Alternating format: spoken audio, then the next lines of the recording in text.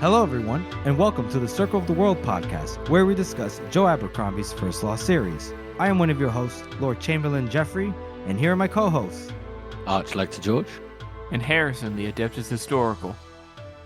Today we are covering Before They Are Hanged, the second book in the original trilogy. We'll be covering 100 Words, The Blind Lead the Blind, and Prince Ladisla's Stratagem. So let's get started. All our fans, listeners, our dedicated memers, thank you so much for your support. Thanks, right, guys. Thanks. Yay! Woo! Yeah.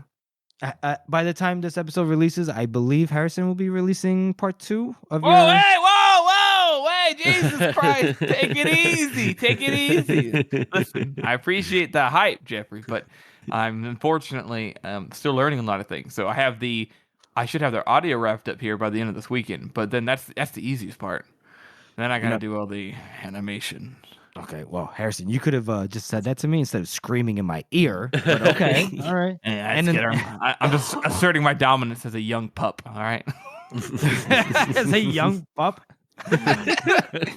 All right, Adeptus Historical. Don't you have a fucking senior citizen discount to try to, get? What? What?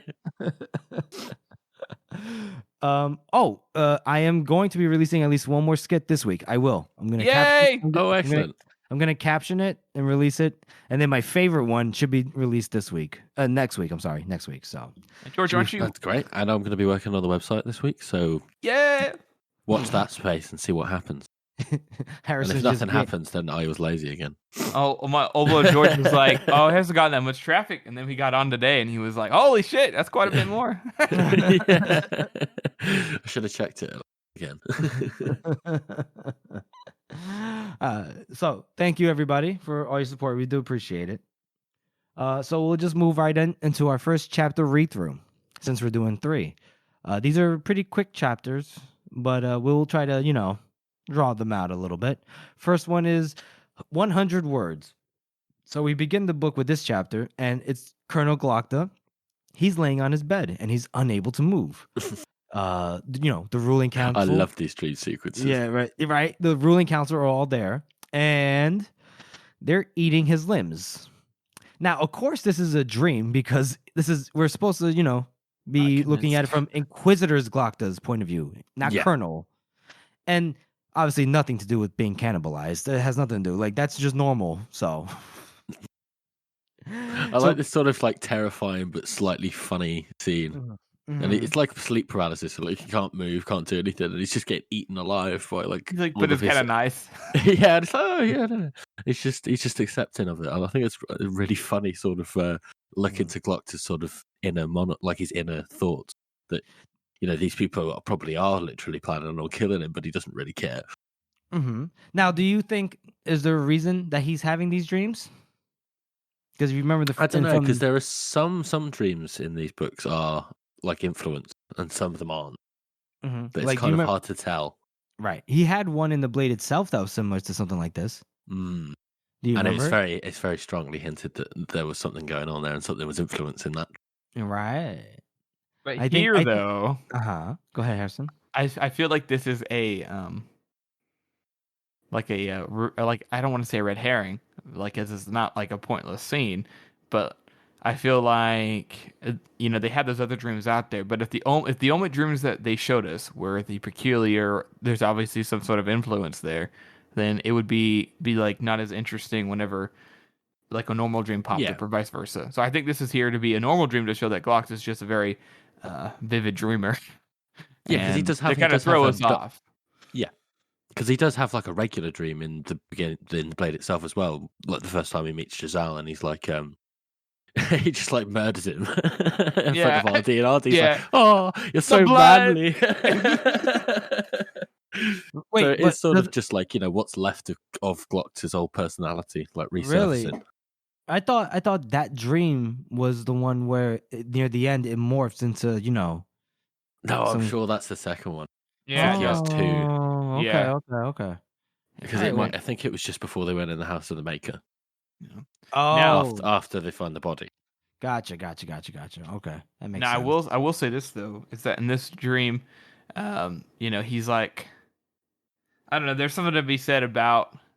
You're right that he's sitting there and he doesn't really care that he's being eaten. In fact, he kind of enjoys it. He's like, no, right there, no, over to the left. Because Magister Ida's going, it's like fucking eating his dick or something, and he's like, just a little bubble. I don't know. Maybe I'm looking too far into it, but maybe he wrote it like this way on purpose. But it's kind of like they're taking away. Those people are taking away every last vestige of like his the goodness that he's feeling, because he's in this place that he hates being in. And he's Colonel Glockter who's being slowly eaten away. So his past self is slowly being eaten away by these, these empathetic thoughts that he's getting for Magister Ida or Katia, and stuff. I don't know. Maybe I'm overthinking it. Maybe. But then we do know that Joe has a background in psychology, so it could be anything. Yeah, and like Glockter's very self-aware person, right? So maybe his brain is processing. He's back in Gurkle, so he's thinking about his old life. And he's, being a bit more empathetic to some of these people. And now they're, he's seeing them as, oh no, they're still going to take me for everything they got. Melding with his new personality of who fucking cares. But, and then mixed in with some wacky ass dream shit that always happens in dreams. Yeah. Very true. So obviously, yeah, Verms, Visbrook, Katia, Eider, in his dream, they're all eating his hands, his legs, everything. And then he wakes up with a start, and that means he has to deal with a great deal of pain, right? Bottom! He's not here. But then he's like, oh wait, he's not here. I'm in Dagoska. And so he kind of chills out, right? Once the pain subsides somewhat, and then he relaxes and he goes to the window and he reenacts a 90s music video by staring out the window while it's raining. My tears are golden, why I gotta bet at all. Yeah. Guys, we've all done this. Nobody ever stared out the window before the 90s. Right? Yeah, no, it's not a thing. It did not happen. They invented it. In the 90s, we invented it. That's exactly it. But with the lightning flashes and everything, and then we hear a voice and we learn that someone is in the room with him. Ooh. Who could it be? But it's Yulwei.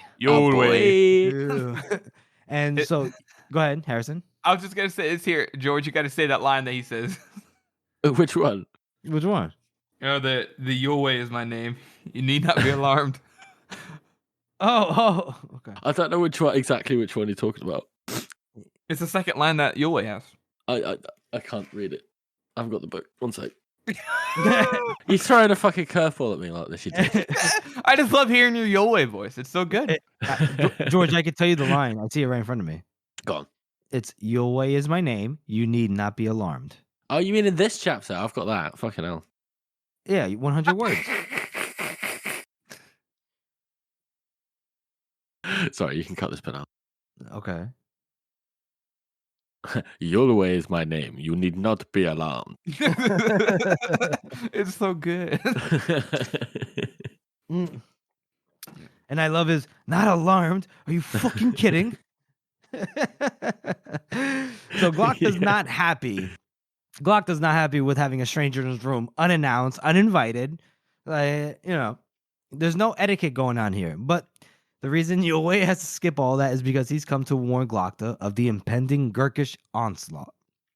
Harrison, you want to take over here with what he lists as like the amount of like the legions that the Gurkish have? Before that, though, I love Glockta's thought that he looks around the room and he sees the tea jar and he goes, "What am I going to do? Make him tea?" Like, make him tea and run, yeah. I will say, don't forget that for people who might be listening, Yulwei is the other Magi who was into the first book, who was helping Pharaoh out. It's been a little bit since we've seen him. But he is the fourth of Juven's apprentices, which puts them behind Baez and Kalul and Kaunil, which is a little interesting. I wonder how that actually functions in their hierarchy, or like if it actually matters. I mean, Baez seems to think it matters, but no one else does. Yeah. But he basically just kind of goes through and says, he names off a whole bunch of Gurkish the people in the Kanta who are. It kind of reminds me of like the Persian Empire on how it's set up. Basically, they have a whole bunch of like vassals and stuff that are closely connected because the continent is so big for him to actually rule outright that he basically just has everybody pledge allegiance to him, and they have to send their troops and do whatever he says. Otherwise, he'll crush them, send his eaters out, blah, blah, blah. But so he basically lists off a whole bunch of the places that have, coming to help him fight basically the entire continent. All of his vassals are moving to get ready for war, which is like a lot of fucking people. Because they've talked about as well that Kanta is the most populated continent. So there's a lot of people coming to fight the Union. Then he mentions that, and I love how he mentions it too. Like, Yue feels like how Baez is supposed to be, like in a stereotypical story. Yeah. Where he like knows things, and he's like, and he says it all creepily. It's during a rainstorm, and he's like, you can see the gates opening from. He's like the temple has opened its gates, and 100 words come forth. The worst thing to come upon the world since Juvens and Canadians, since before that, perhaps. I can imagine thunder in the background. Yeah. But I kind of love it though, just simply because it's such a nice little breaking up of the pace for most of it. Whereas other people would be like, yeah, there's some people who eat people coming or whatever. And here it's like you always like they come forth. The most evil, terrible thing on the planet. It makes you kind of be like, oh, there's more going on here. It does make you kind of scared and kind of excited to like see this great evil that Yule is talking about, because you're like, this is the first time you actually hear about there being genuine like some kind of evil movement forces coming from the south or whatever. Mm-hmm. We don't like Kalul or whatever, we knew that, but this is the first time somebody said this is a terrible thing that's about to happen, we got to be ready.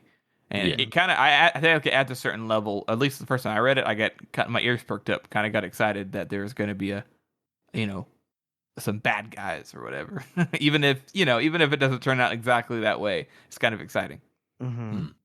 Yeah, I mean, like he introduces them, like, Kalul finally sends forth his own soldiers, Mamoon, and he does the whole thrice blessed, thrice cursed kind of thing. And then, and there's like the 100 words. You're like, oh, what does that mean? What are they gonna do? Yeah, a shitload of letters, or what's going on? Why do you mean 100 words? What does this mean? And then we learn it's just a sick ass name, actually. Yeah, it for is. Like a group of people. Yeah. But the only other thing, then he mentions that the Gurkish have a fleet now, and Glock is like, bah! He's like, I'll listen to your babble, but ships? That's outrageous. you stupid. Because the Gurkish aren't sailors, and I have the theory that the old Bethod in the North sold the Emperor a fuck ton of wood. Because I mean, Yule even mentions in the first book that where'd they get all that wood from Styria or the North? It had to have been, and it makes sense that Bethod would have moved with the Emperor a little bit, Yeah, exactly. I think that's a very interesting that things work out that way. Mm-hmm. Yeah, and what else does Yule do? He Glock asks him, he's like, okay, well, thank you for this kind of information, but I want to know more. Tell me about Davos. And then Yulway's like, there's an eater here. I can smell it.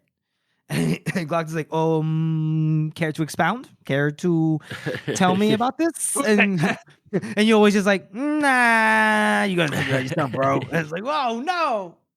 And I like how even when Yue tells him, it's like, there's an eater here, somebody who eats flesh and gains powers, and Glock is just like, oh, come on.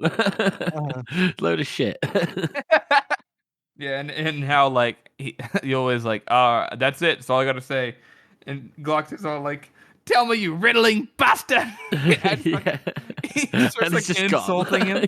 Yeah. No, it is interesting though. We've gotten two things now. Glock is sitting there being like, man, I think we're fucked. And then something comes up, and then he gets given some help. And it seems like a plot convenience, but also it does make sense by the end. 100%. It makes all the sense. So then Yulwei's just like, I'm not going to tell you everything word for word. You're just going to have to figure it out. And then he deuces out, right? He's out. He just disappears. Then a bit of a time jump. And it's Glokta. He's on the parapets of the walls at the Goska with, Koska and Visbrook. And they're looking like, oh, yeah. Yep, the Gurkish, they're coming. They're coming. And it's 5 standards, right? 5 legions, just like Yulwei said. And Glokta's like, okay, so maybe this guy wasn't talking shit. So, and then he looks down at the docks and he tells Visbrook, hey, whatever we have left over in terms of material, build that up. Build like a little wall there. Just do that. Visbrook's confused. He's like, what? Why? The Gurkish don't sail. Yeah. But Glokta, he just, what does he say? He says the world changes, right? Something like that. He repeats what Yulwei says. I think he says not all of it, but most of it. No, yeah, he says the world changes, General. The world changes. I see it right here. So so then Visbrook is like, fine, and he just doesn't even like hesitate. He just turns around. And then, I like how Glokta asks Koska, like, what do you think is the general amount of soldiers they got going on over there? And Koska acts like he's like counting. He's like, and then he goes, a fucking lot. Fucking lot. So funny. Costco is one of my favorite like comic relief characters in this book especially. Yeah, because in this book it's like you could tell, he's having way too much fun. Yeah. He's just like, the lovable rogue sort of archetype. You got your Captain Jack Sparrow and that kind of thing. Yeah. And I think it's just absolutely brilliant. This particular Costco's like a level 20 swashbuckler, all right? Exactly. Especially that big ass hat. Yeah. He's got a plus 5 to perception if he's constantly drunk. Yeah, he's no, I'm sorry, my bad. He's actually something a little bit different. He's a multi-class monk, drunken master, and rogue swashbuckler. Yeah. You guys lost me. Fucking so, RPG stats. Anyway, I love how you guys mentioned a minute ago how Glokta does this a lot. Is how he'll hear somebody say something, and he will repeat it because he realizes that like that phrase or those words actually, that it's useful to use those words, or he finds a place for them in his vocabulary because he learned something from it. And I like that as well because a lot of people do that, but it's a really good subtlety for a smart character because they're reusing other people's lines on purpose. I like it a lot. Yeah. No, I like it. Yeah, it's good. Oh, we should probably mention that they turned the Goska essentially into an island, right? They flooded the ditch. Yeah, it's funny. He's like, Visbrook's all like, should we flood the ditch? And do I have your permission? Like, your moment of glory. Very well. And he's like, the ditch is flooded. Whatever. And I like Glokta's like, so we see. Congratulations. He's like, well done, fucking Captain Obvious. George, do you want anything else? You want to say anything else about this chapter, or? No, I'm all good. Yeah. All right. I mean, so we basically come to the end. Like, they see that the Gurkish also have siege engines. Like, they're coming for real. They're not playing any games. They're gonna come for real. And Koska's like, well, I'm gonna go talk to Karlot Dan Eider because when the fighting starts, I get double. So the only other thing that they mention here is that the siege agents that are there look bigger than normal. Like he's like, what the hell? Yeah, don't they have like 3 giant ones or something? Yeah, like that? they have 3 huge ones, and he's like, that's weird. And then he also is like looking off towards the ocean, like, oh, is there gonna be a Gurkish fleet whipping around the corner? Mm-hmm. Nope. So he still says, he still tells Visbrook, I believe, right? Yeah, to like be prepared for an attack on the docks. Yeah. Like, what? No? Why would they do that? Right. But he does. Oh, he sees the timber sticking up, but he doesn't know what kind of siege engines there are. He doesn't know the amount, whatever. But we'll find out. It's gonna be 3 big fuckers. Yeah, 3 big boys. Good boy. If I had to guess, probably a trebuchet, the Yeah, superior siege engine. You know, All right, you fucking Englishman. whatever. I only know about a trebuchet because I watched Grand Tour. All right, I'm just kidding. I'm kidding. I love history. So Got to make sure people are like, God, he's uneducated. Yeah, no, it's true. I'm not educated. I just like trebuchet memes on Reddit. The superior siege engine. So how would you guys rate that chapter? Because Okay. that was literally the end of the chapter. Jeffrey, you got to do the first one because you What? skipped out so much on the previous episode. Yeah, Oh. Jeffrey. Yeah. That's a little bit mean, but Yeah. okay. I'll give it a 4 out of 9. It's so quick. It's so quick, you know? That's all it is. Like, the only issue that I have with these next 3 chapters is that they're just so fast. You just like taking your time, huh? Yeah, I do. I like to dig into it. Okay. But no, I like obviously the dream was hilarious.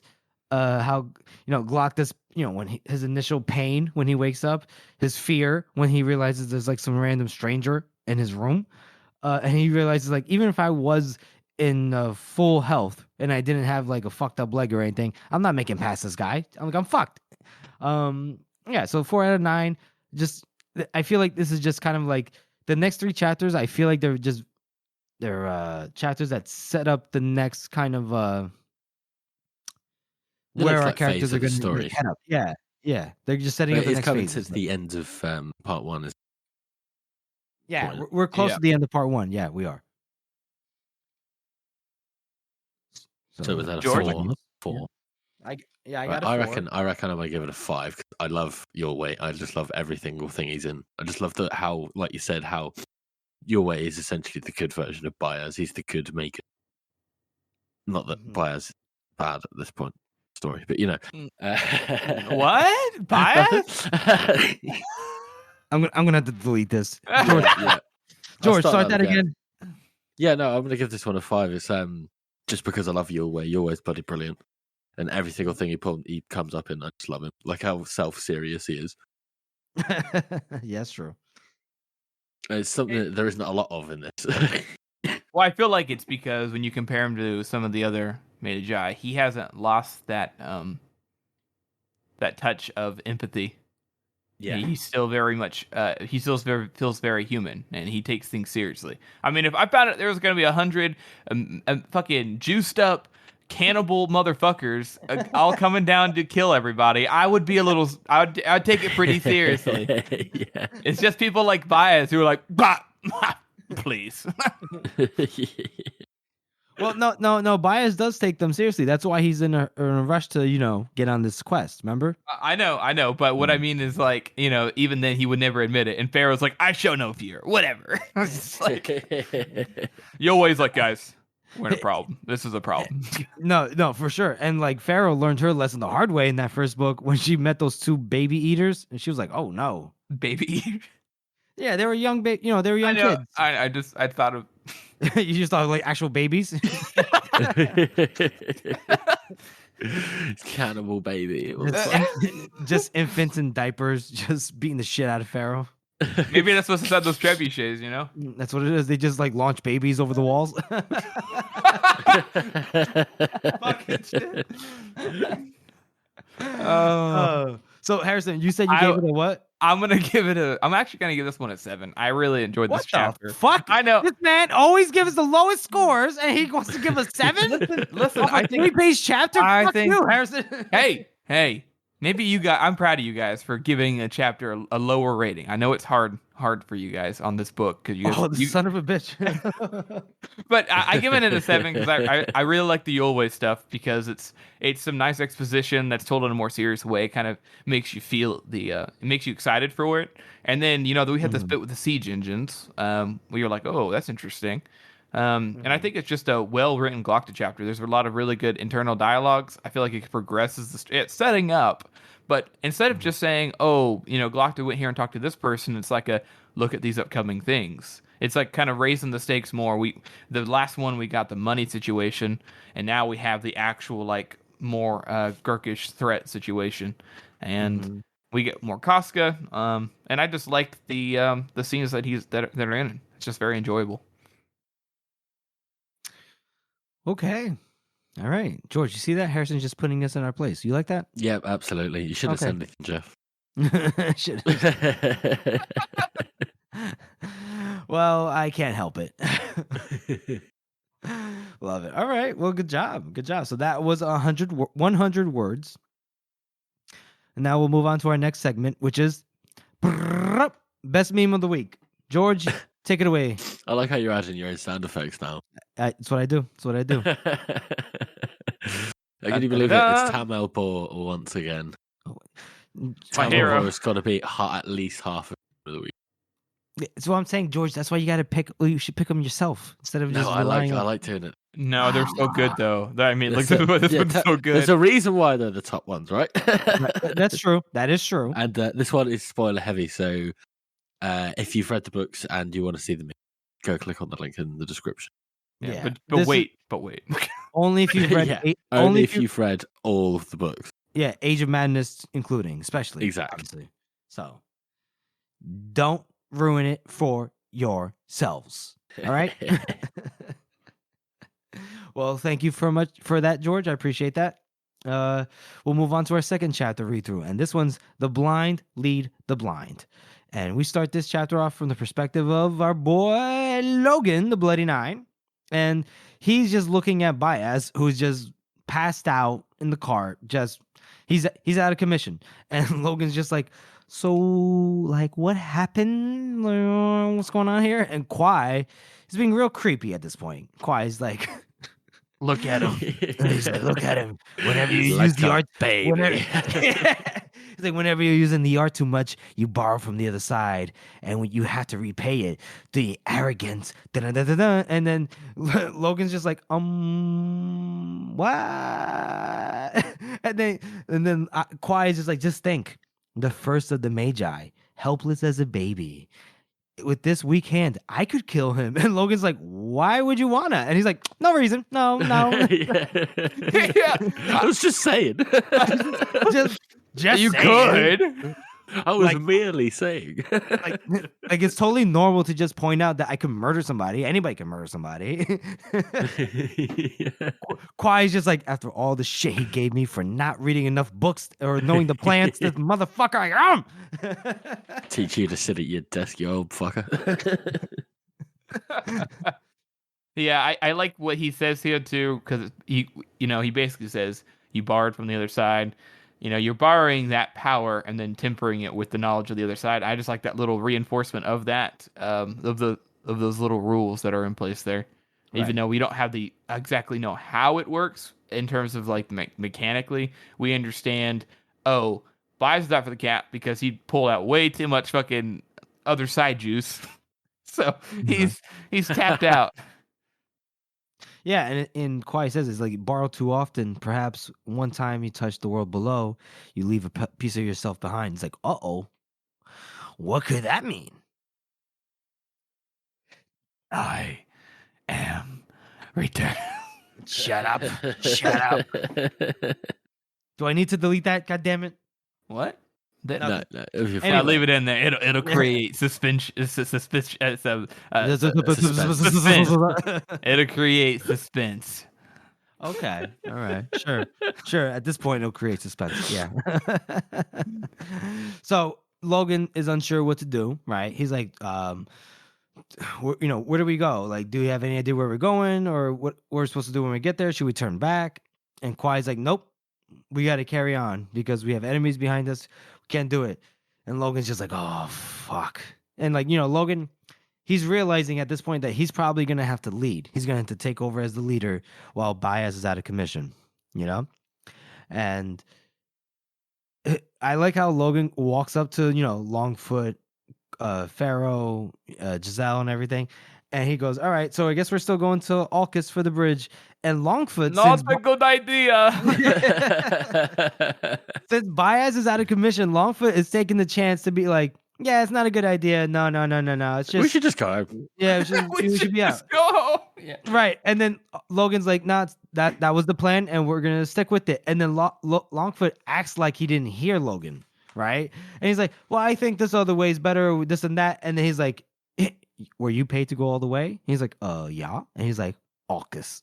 That's all he says. And then he's like, yes, I see that you're decided, but for me, I think that, wisdom, caution, experience, all this, like, let's really. And then Logan's just like, AUKUS. And then Longfoot's just like, okay. I do love how fucking Longfoot says it here. It's such a passive aggressive fuck. He's like, decisiveness, boldness, vigor. He's like, they are all one of your many talents. And then he's like, caution, wisdom, experience. Those are all mine. Yeah. And I mean, he's got such a strange way of talking about things, this guy. Seriously. So then Logan just like says, good. And he just walks away without even saying anything. Like without paying attention to what Longfoot's talking about at this point. And then he goes up to Pharaoh and he's like, all right, so how do I say this? Baez is like taking a really, really, really, really, really, really long nap. So like, I guess we got to keep going. And Pharaoh's like, yeah, all right, cool. And he's like, what? And then Pharaoh says something very complimentary. She goes, if you ask me, it's an improvement that with him in charge. And I'm like, oh, that's nice. Oh. But then she's like, yeah, because I never trusted that bald bastard. All right, okay. Call back to one of our titles. Is like, I did not tell you to trust him. Ooh. Right? Isn't that one? Yeah, it was. There you go. So then Logan's like, all right, well, that was easy. And then he goes to Luthor. Captain Luthor. You're my man.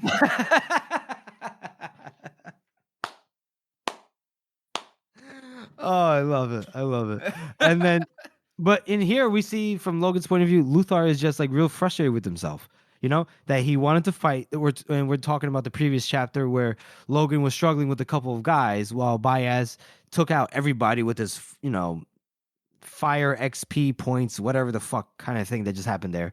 So, but Luthor, Giselle's angry at himself that he just couldn't move. He just was helpless. And Logan's real understanding, right? He's compassionate. He just says, hey, at least you didn't shit yourself. Yeah. I like how he repeats himself here as well. He's like, that's okay. Some people freeze up the first time. It does hurt more than you believe. At least you didn't shit yourself. That happens more than you believe. Did you? No. Nah, not me. No, never. Now I'm a fucking cold-hearted killer,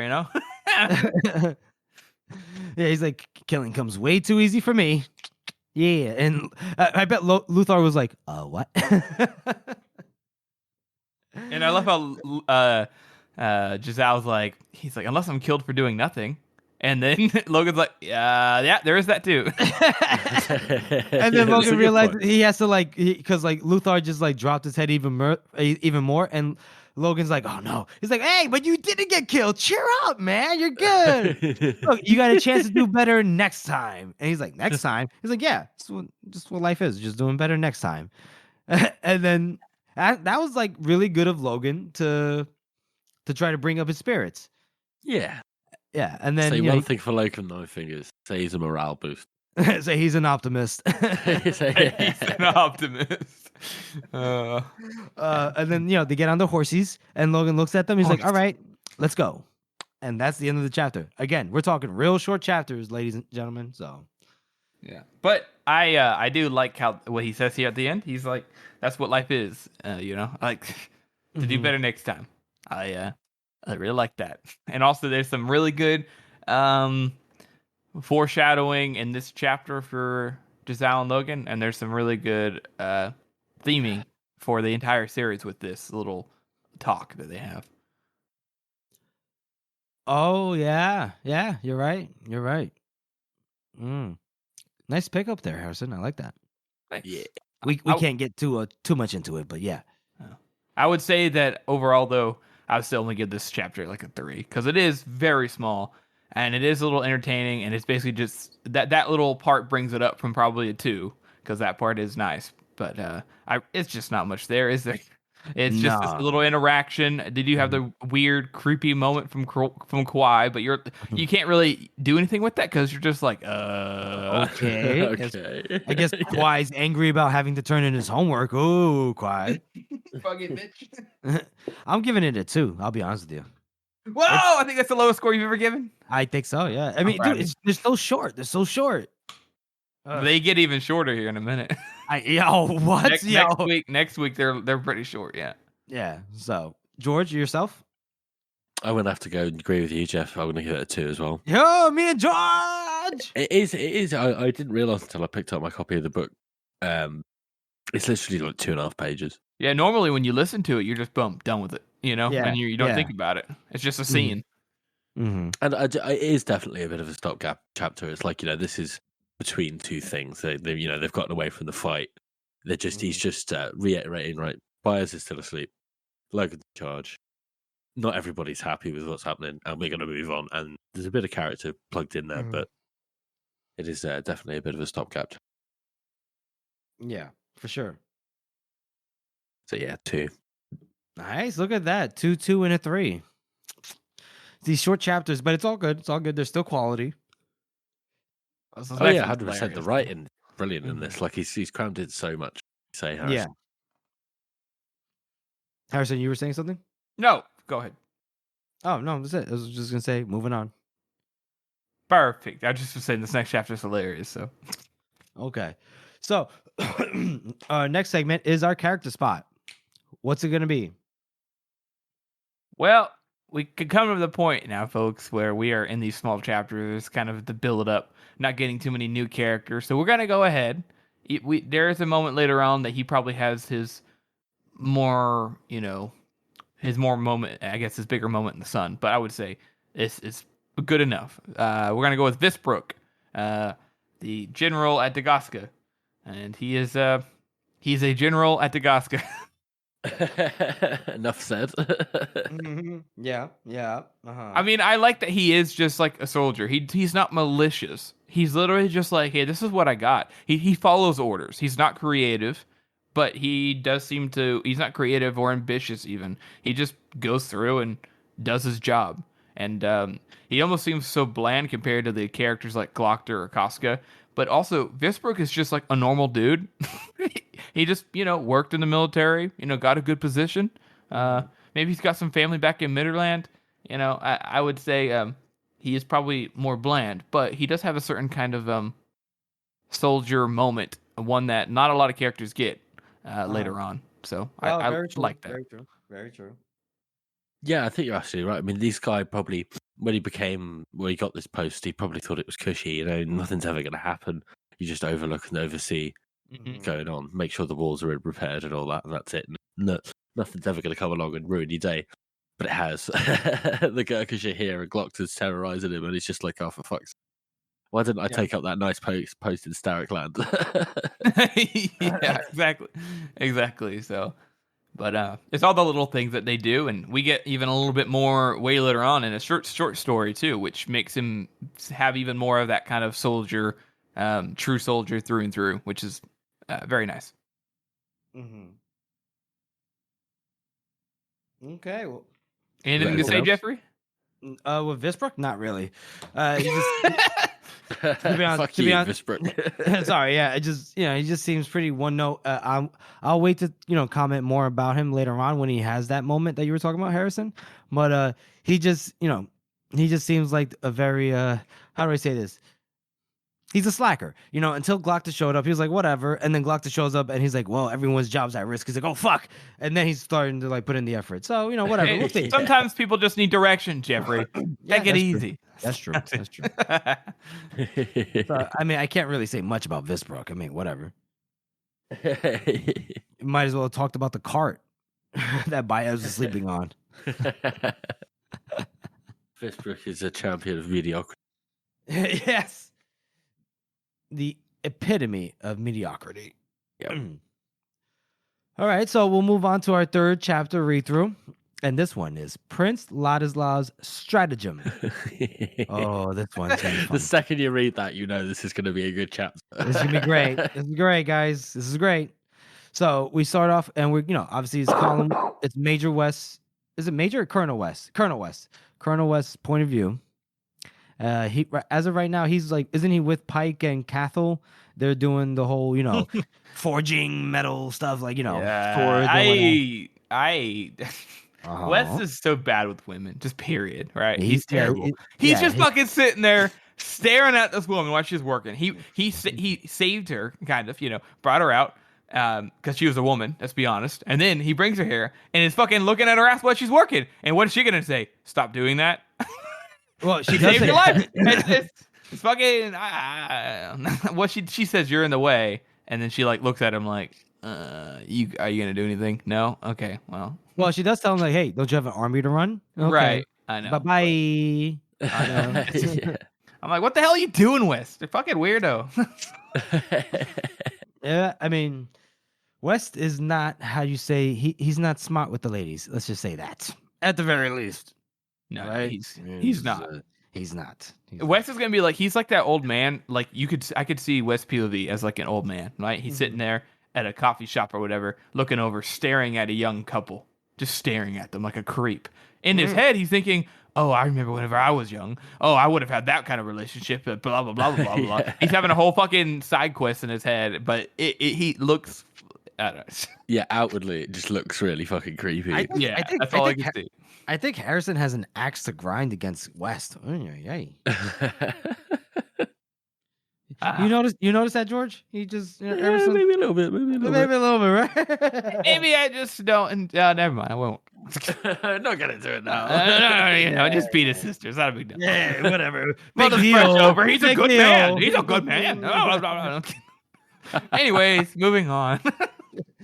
Oh, Jesus. He goes back outside, right? He fucking sits there and looks at Catherine's ass for a minute, and Pike is like, bruh. And then we should mention that he's in there too because they're not bothering him. Those people, they're self-sufficient. But when West has to go out and actually deal with the army, he has to deal with the fact of like they don't have the clothes, they don't have the arms, they're not well supplied, this and that. It's cold as shit, right? And that kind of stress is like taking a toll on West, correct? That's true. That is true. Yeah. Everybody wants a piece of West. Everybody needs to ask him what to do, because obviously the prince's staff who are meant to be doing all the decisions aren't. No. So it's literally just him. They're useless. That's true. That's very true. So he goes outside, like you said, and he's just kind of like, he is and it's nice what he's looking at right now. He's looking at like, what would I say? He's looking at It's the a sky. nice clear sky. Yeah, in the winter, which is always lovely. And then 3 Trees comes up on him, and he's like, "Hey, how's it going? Great." And I like how 3 Trees doesn't even hesitate. Like Wes is like, "Hey, how's it going?" Bethel's just over the hill. Yeah. He's like, Wes is like, "Hey, how's it going? Well met, right? Whatever that means." And then 3 Trees is like, "Yep." So by the way, Bethod is 5 days away. He's like, "What?" He hasn't got time to waste. He's like, "You think?" And in the last little Northman chapter, I guess you could say, 3 Trees is basically like, guys, I hate my life too. This is basically him coming to West like, bruh, it's a fucking nice guy, whatever. Like, who cares? Mm-hmm. And then Wes asks him, it's 3 Trees and Dogman. And he's like, how many are we talking about? Like, can you tell me? Like, what is Bethard doing? Like, why? And then Dogman's like, I guess 10,000, but probably more. And Wes is like, what? He's just like, oh, hell no. And I like how he uses this bit of information that he's got off Logan in the first book when he's like, mostly thralls, and he's like light infantry, because to him, light infantry is someone who just doesn't fight.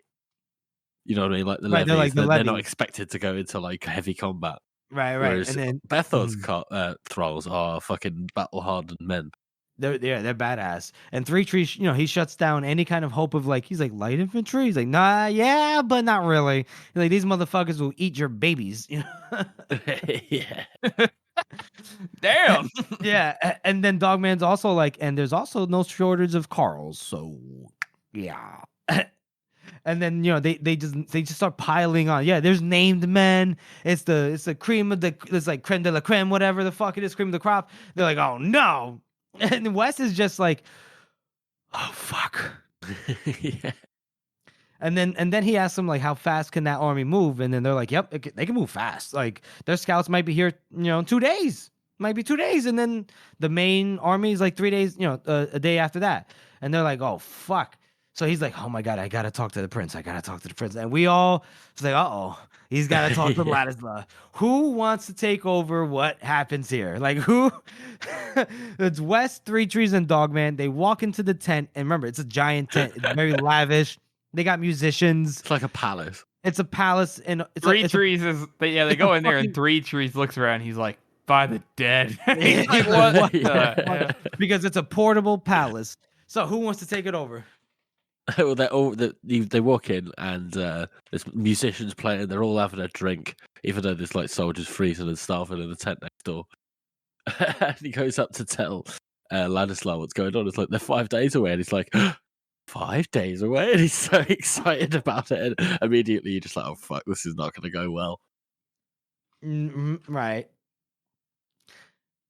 And I like that because the music was like loud, Ladisla distracted, and Wes is like, Your Majesty, I got something to tell you. He's like, yes. Just by the way, did you try this rabbit we have here? And the Northmen, why don't you try some? Help yourselves. He's like, they're 5 days away. He has to yell it. And then I like how when he yells it, like it's like a DJ record scratch, like the musicians just stop playing the Yeah. It's like a broken record. Yeah, I just love how you had to say one thing for Prince Ladisla. Say he's all about equality. Action. Because what they say, everybody is below him. So he's all like, what does he say here? He's like, it is 2 Northmen. he's like, come eat. He's just all inclusive. He's like, doesn't care that they're Northmen. He's just like, come on, buddy, let's go. Let's party it up. What a sweetheart. He clearly is such a caring person. Yeah, he doesn't give a shit. He's like, whatever, pay for it. And then Harrison, you want to talk about like the decision making process here? Yeah, they're talking, and they're like, there's like 10,000, and Ladis's like, excellent, we are on equal terms then. Wes is like, no, like that, not in quality, man. Like our troops suck ass. But then fucking Smud bucks in, and he's like, come now, Colonel, one good Union man is worth 10 of their kind, and he's like staring down at Three Trees. Yeah, and I know Three Trees is like, bruh. He's like looking at him. But basically Wes is like, dude, it's gonna be a slaughter. And Ladisla's like, no, gentlemen, that's enough. And he's like, we'll drive them back over the border. He doesn't. He's not listening to Wes. He just heard that there's Northmen. Oh, good. We have even numbers. Then we'll crush them, no problem. Because basically, they're still gonna lose because their men are way worse than ours. And there's this moment in the story, right, where most of the time it'd be like, oh, here, he's going to convince him not to do it. That's the wrong decision.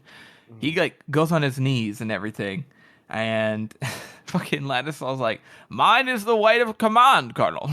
He's like, he just ignores him. Wes is like on his knees begging, and Ladisla doesn't give a shit. That's the end of it.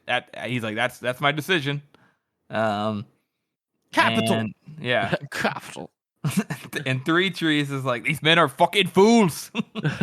Yeah, that's when they leave. They leave the tent like because they're frustrated because.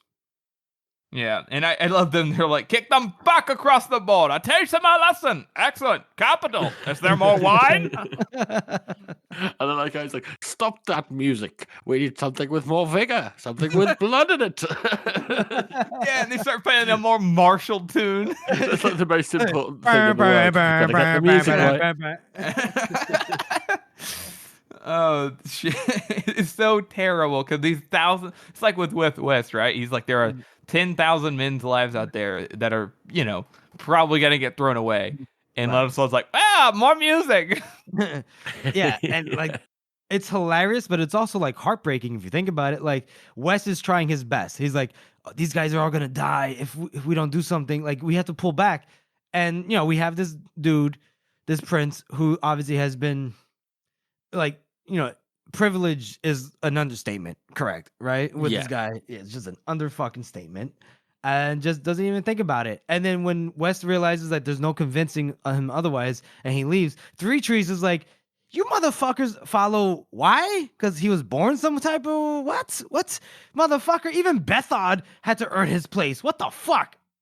Yeah, he's like pissed off just by the custom. He's like, it's triggered. Yeah. He's like, I came all this way, try to fucking help, and then you don't listen to me. Like, what the hell? Yeah. So then he's like, "Listen, I wanted to help you all, but you're not gonna lead me or my boys to death. We out. Dogman, roll out." It ain't all bad.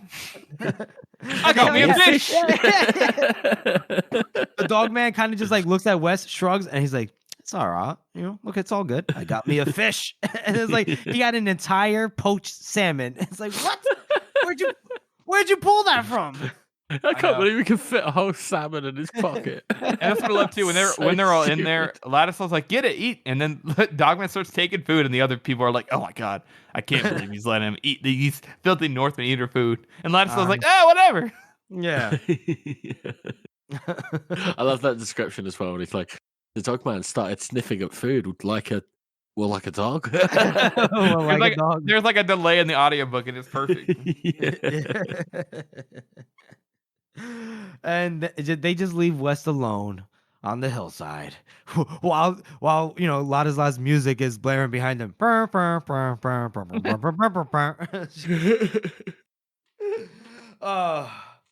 And that's the end of Prince Ladisla's Stratagem. Again, another short chapter. George, you lead off. What kind of rating do you want to give this chapter? I'm going to give this one a 6. I think this one's fucking absolute. For one thing, the whole Ladisla bit is hilarious. From start to finish, you just know that it's going to go badly, and Ladisla's just going to go face first into it, But I also can't like go this, wrong at all. The convicts and West relationship starting to sour a little bit. I think that's quite interesting. Starting to see that at this point. Mm-hmm. So yeah, I'd say 7.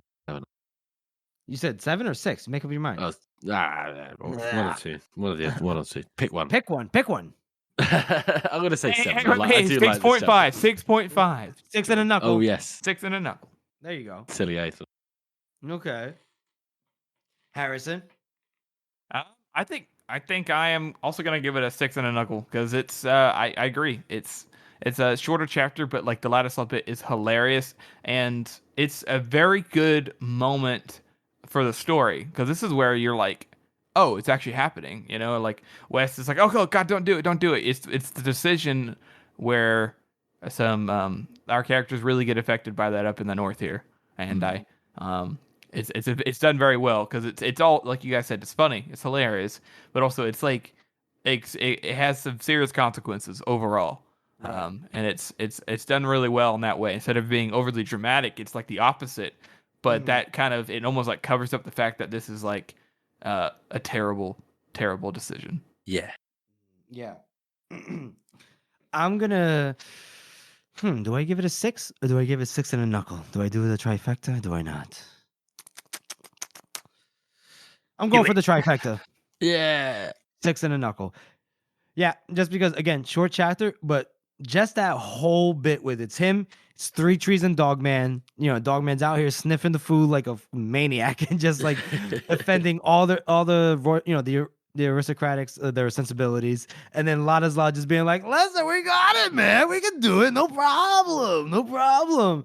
And Wes is like, please listen to me. This is why I'm here with you, and you're not taking any of my advice." And I was like, "It's cool, bro. It's cool. Yeah. I know what I'm doing. I'm like, oh, this is great. This is gonna turn out to such a shit show, but I'm gonna love it."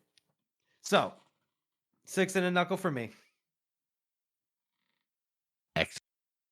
Excellent. Cool. Eggs. Fuck yeah. Hey, did you say eggs? This Eggs. I love eggs. My wife makes good eggs. Oh man. So that was our third and final chapter read through for this episode. we'll move on to our final segment, which is our community interaction segment. Harrison, do you want to take this away? Yeah. I did the favorite scene that apparently TBH, which somebody said the blade hits itself, which is definitely what I was going for. I just accidentally put an H instead of an I. But I just was curious to see what everybody's favorite scene was. There were some good scenes in the blade itself, and it's interesting to see that most people still went with the Bloody Nine's first appearance. Of course. And the comments were like, "Well, it's not just the first appearance; the entire chase scene is amazing." I'm like, "Yeah, okay, yeah, that's the point. I got it." But the it makes sense. It is an excellent chapter and an excellent scene. So I just was surprised that I guess it makes sense. Second place goes to Vengeance and Burial of Forley. I picked the House of the Maker for mine because I really love that part, and so there's some good scenes in there, but it's hard to pass up that moment. Right. So I guess that makes sense. Yeah, that seems iconic, Yeah. When we do the next one for before they're hanged, I think it's gonna look a little different. Oh yeah. It'll be a little closer. There's quite a few things in there. Yeah. That's true. I think I know what my favorite will be, but yeah, we'll wait till I know what your favorite is. Really? You tell me after the episode, all right? Tell me after the episode. It's the Bloody Nine's first appearance. What are you talking about? You love that. Oh, I thought you were talking about before they're hanged. No, not before they're hanged. I'm sorry. No, I'm talking about the Bloody. Yeah, of course. Yeah, of course. Come on. Stone shitter. All right. I was surprised how far of a lead that one had, to be honest, because my favorite is the House of the Maker. Really? Yeah. Well, what's the? And I would have said I just think it's so it's the point where it becomes otherworldly. Yeah, because I agree. nothing else has been like that. It's been there's a bit of magic here and there, and then all of a sudden, oh shit, we're actually inside, and it's like, it's so weird, and you get so much of the background like that. There's not a lot of action, but there is a lot of very weird stuff that goes on. It's really well done. What were the stats? Oh, it wasn't too many votes overall, but 49 people voted for the Bloody Nine's first appearance, 15 for the House of the Maker, 18 for Vengeance and Burial of Forley, 8 for other last scene in the last part 1. I don't know what it would be called, but that chase scene where they have Blacktoe chase after them, the trees blow up. Yeah, I really like that scene. But I don't think it's as good as House of the Maker, but I really like it. And then Baez and Salt at the dinner, which I also think is really good. Got 8 votes for that one. Oh, I can't wait to release a skit of that one. I know. Wait. I'm excited for that. Yeah. Okay. Awesome. Nice. Glad to hear that. That's a show, everyone. We want to thank you all for listening and supporting this podcast. As you know, this is a passion project for the 3 of us, and your support really does mean a lot to us. Join us next time when we read Until Sunset, Long Odds, The Road to Victory, and Necessary Evils. And make sure you follow us on all the social medias, on Reddit, Twitter, Instagram, whatever you want to follow us on. And we have a website, circleoftheworld.com. And if you haven't already, please subscribe to our podcast on Apple Podcasts, Spotify, Google Podcasts, or any podcast app that you use to listen to podcasts on. And please make sure to rate and review this podcast as it helps to spread our reach. Thank you all again for listening. Sweep them back over the border. Excellent. Capital.